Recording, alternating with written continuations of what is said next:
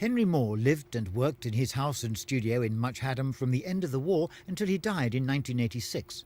Before he died, he set up his foundation in this most rural part of Hertfordshire to conserve his works and the setting in which they were created and to help fund art projects in general and sculpture in particular.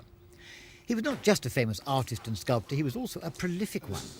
Housed in the original house and outbuildings are over 1,000 pieces of sculpture, 3,000 original drawings and 5,000 graphics, etchings and lithographs.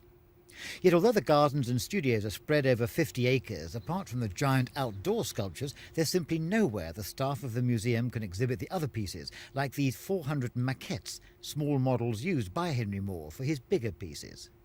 I have to think of the conservation of very tiny works right up to the largest monumental pieces, and they all need some sort of conservation treatment. They all need some sort of storage. They all have to have records about them. They all need crates. The very large ones need lifting facilities. The documentation for each of them consists of lists, consists of photographs, consists of colour slides. All that has to be stored somewhere. At the moment, visitors can only come here by appointment, just a few at a time.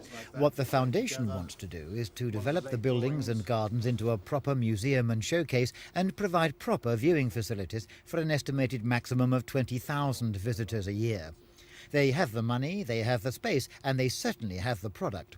But there's deep concern in the tiny country hamlets around here that the additional number of tourists could destroy the local infrastructure and the rural tranquility of the area.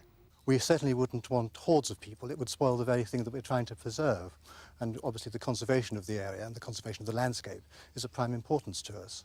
We're not a profit-making organisation, therefore we're not going to advertise to have visitors. But we do want the facilities so that we can show the collection to the best of our ability. But some local people are wary of the effect on their lifestyle if the museum does expand. I knew Henry Moore personally. My wife has had photographs taken of her. She's had drawings. She knew Henry Moore from beginning to end.